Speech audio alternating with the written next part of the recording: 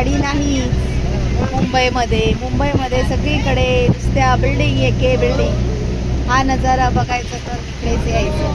छान. मुंबईकरांना काही गाव नाही आहे, त्याच्यामुळे सगळ्यांनी हे या. किती छान आहे बघा, श्रीशैलम जंगल आहे हे.